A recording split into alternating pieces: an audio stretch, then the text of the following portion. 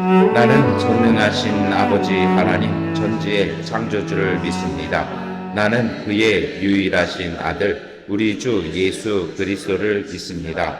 그는 성령으로 잉태되어 동정녀 마리아에게서 나시고 본디오 빌라도에게 고난을 받아 십자가에 못 박혀 죽으시고 장사된 지 사흘 만에 죽은 자 가운데서 다시 살아나셨으며 하늘에 오르시어 전능하신 아버지 하나님 우편에 앉아 계시다가 거기로부터 살아있는 자와 죽은 자를 심판하러 오십니다. 나는 성령을 믿으며 거룩한 공교회와 성도의 교제와 죄를 용서받는 것과 몸의 부활과 영생을 믿습니다. 아멘. 찬송가 569장 찬송 드리겠습니다. 선한 목자 되신 우리 주 항상 인도하시고 푸른 풀밭 좁은 곳에서 우리 모여주소서. 선한 목자 구세주여 항상 인도하소서. 선한 목자 구세주여 항상 인도하소서. 양의 문이 되신 예수여 우리 영접하시고 길을 잃은 양의 머리를 항상 인도하소서. 선한 목자 구세주여 잉세를 열어주소서. 선한 목자 구세주여 기도 들어주소서. 은이 많고 약한 우리를 용납하여 주시고 주의 넓고 크신 은혜로 자유 얻게 하소서. 선한 목자 구세주여 지금 나아갑니다. 선한 목자 구세주여 지금 나아갑니다. 일찍 주의 뜻을 따라서 살아가게 하시고 주의 크신 사랑 베푸사 따라가게 하소서. 선한 목자 구세주여 항상 인도하소서. 선한 목자 구세주여 항상 인도하소서. 아멘.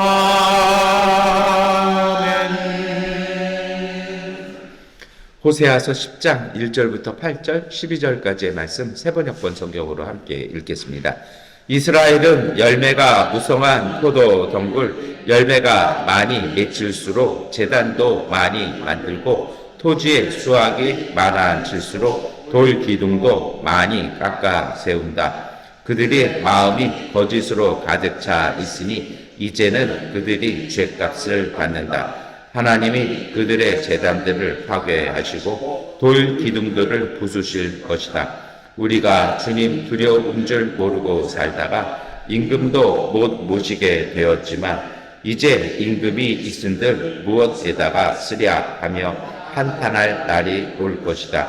그들은 빈 약속이나 일삼고 거짓 맹세나 하며 쓸모없는 언약이나 맺는다. 그러므로 밭 이랑의 고단한 독처처럼 불의가 구경 사마리아 주인은 밭 애언의 금송아지를 잃고 두려워하고 그 우상을 잃고 슬퍼할 것이다.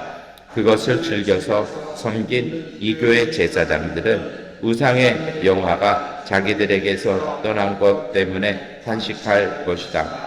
사람들이 금 송아지를 아시아로 가지고 가서 대왕에게 선물로 바칠 것이다. 그러나 에브라임이 대가로 받아오는 것은 수치뿐일 것이다. 끝내 이스라엘은 우상을 섬긴 일로 수치를 당하고야 말 것이다. 사마리아는 멸망하게 되었다. 왕은 물 위로 내려가는 나무 토막과 같다. 이제 이스라엘의 죄악인 아우인 신당들은 무너지고 가시 덤불과 엉겅퀴가 자라올라서 그 제단들을 뒤덮을 것이다. 그때 백성들은 산들을 보고 우리를 숨겨다오, 또 언덕들을 보고 우리를 덮어다오 하고 호소할 것이다. 정의를 뿌리고 사랑의 열매를 거두어라. 너희가 주를 찾을 때이다. 묵은 땅을 갈아 엎어라. 나 주가 너희에게 가서 정의를 비처럼 내려주겠다. 아멘. 네, 오늘 호세아 10장 말씀 읽으셨습니다. 아침에 읽기에는 적답하지 않은 것 같습니다. 왜냐하면 하나님께서 심판하시는 내용입니다. 네, 여러분 오늘 이 말씀을 그렇게만 읽어서는 안 될 것입니다. 오늘 저는 10장 1절 말씀이 정말 가슴에 와 닿았는데요. 우리 한번 함께 읽어보겠습니다. 이스라엘은 열매가 무성한 포도 덩굴, 열매가 많이 맺을수록 제단도 많이 만들고 토지 수확이 많아질수록 돌기둥도 많이 깎아 세운다. 아멘. 전에 제가 그런 말씀을 드린 적이 있어요. 뭐냐면 구약 성경과 신약 성경은요 서로 이렇게 호응하는 구절들이 있어요. 대꾸를 이루거든요. 그러니까 구약에 나왔던 말에 질문에 신약이 답을 하든지 아니면 예수님은 모든 행적들, 여러분이 갖고 계신 성경의 복음서를 보시면 예수님 하신 말씀들은 요즘 성경들은 다 이렇게 색깔을 다르게 표현해서 보여집니다. 그 말씀의 70%가 구약의 말씀을 다시 재인용하시거나 그걸 설명을 하십니다. 왜 그러냐고요? 그것은 예수님께서 구약이 증거하는 메시아이시기 때문입니다. 말씀이 삶으로 오신 거죠. 근데 예수님의 오늘 호세아 10장 1절 말씀에 대응하는 구절이 있어요. 어떤 구절이겠습니까? 구절보다는 이제 하나의 사건이었죠. 예수님께서 예루살렘 가까이 가시다가 무화과 나무를 갑자기 찾으세요. 아무리 찾아도 열매가 없으니까 뭐라고 얘기하십니까? 거기에 대해서 저주를 하시죠.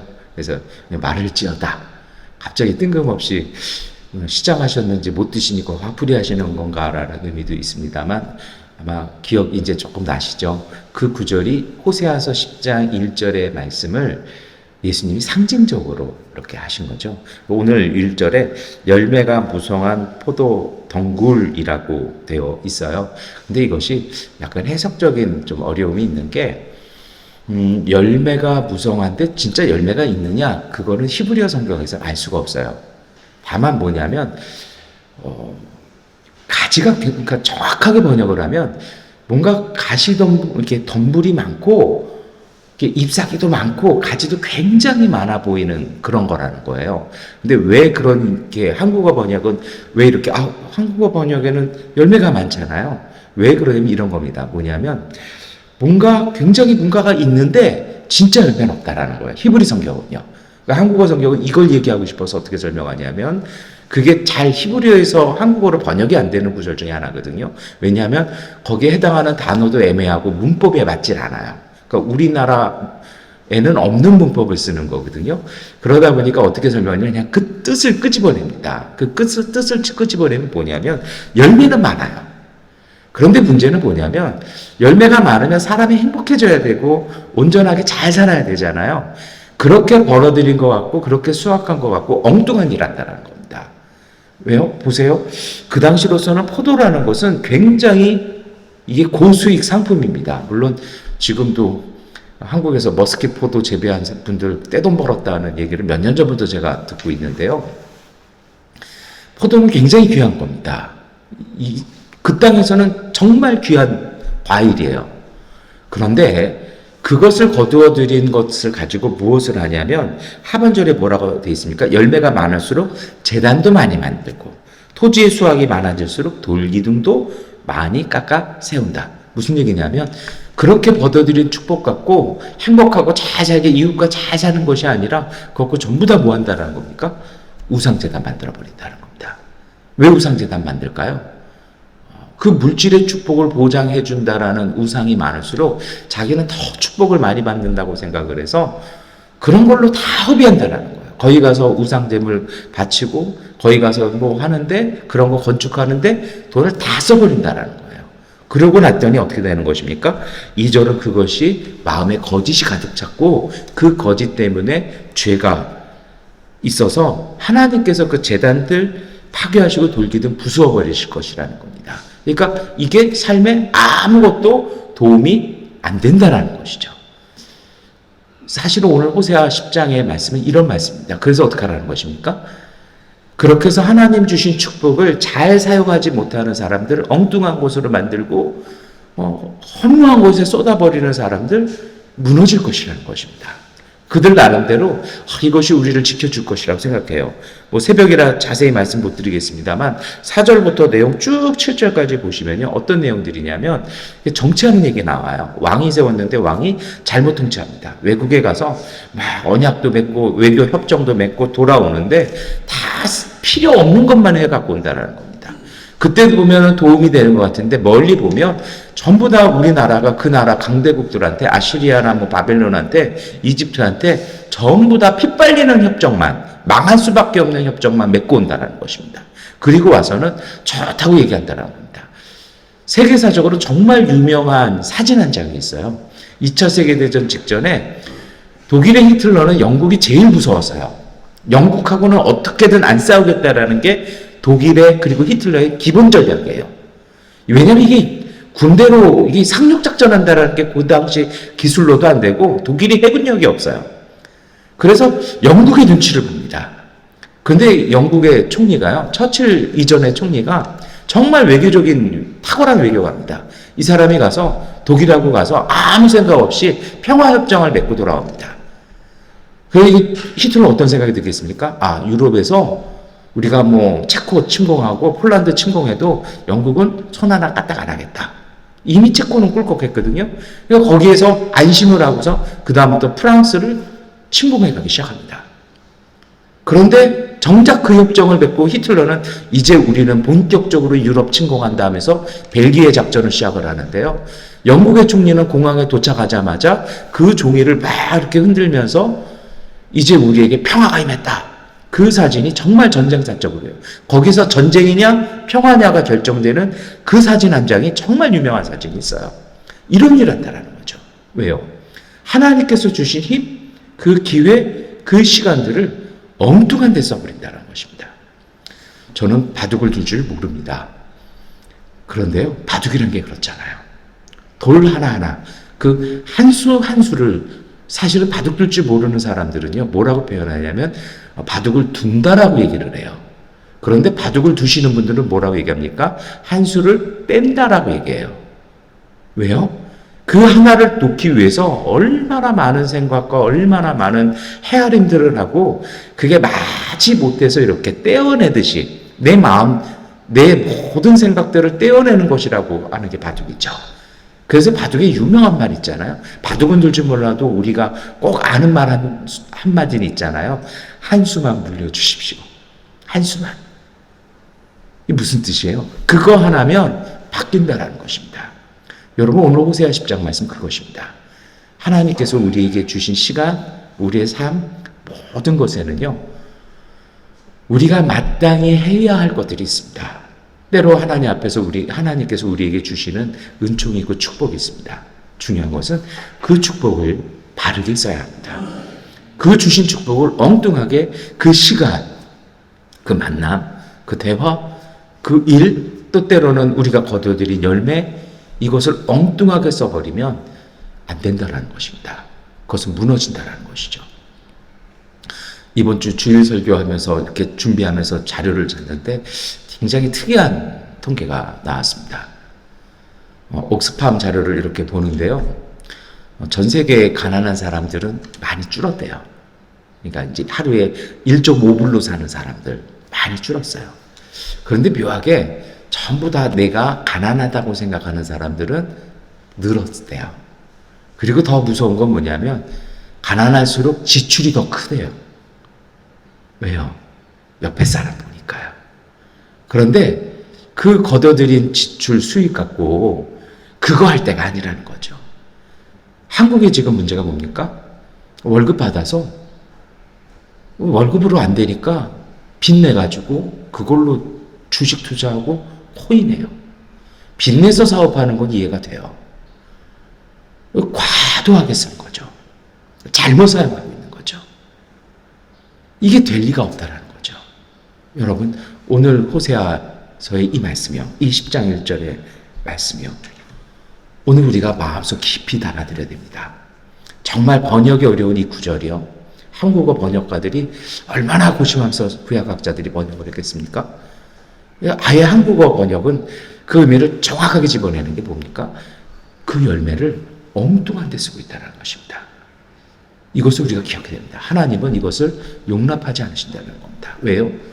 그렇게 됐을 때 문제가 생깁니다. 그것이 어떤 것이냐면 4절 말씀입니다. 4절 말씀 우리가 함께 읽겠습니다.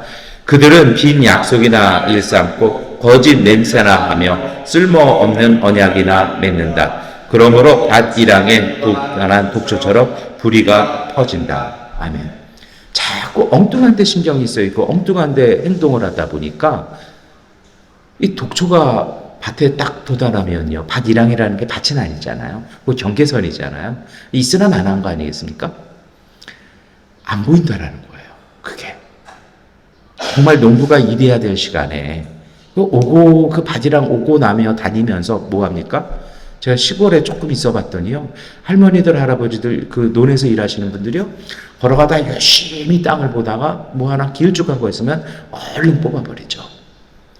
그런데 생각과 관심이 엉뚱한 데가 있으니까 처음에 밭이랑에 생겨난 도단한 독초 하나가 그걸 못 봐요. 그게 점점점 밭으로 들어와요. 밭 한가운데 독초들이 쫙 있어요. 밀과 가라지 비유에 나오는 그런 거죠. 근데 이게 뽑을 게 안 보여요. 뽑아야지 나갔는데 뭐 보여야 뽑죠.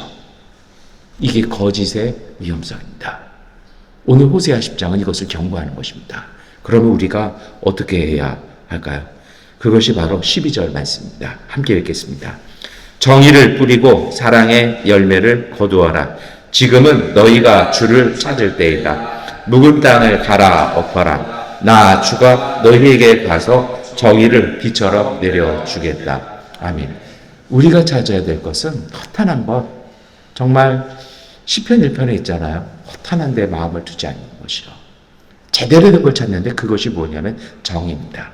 사실 구약 성경은 처음부터 이 정의를 얘기합니다. 하나님께서 이 정의를 얘기하시죠. 신명기 16장 20절입니다.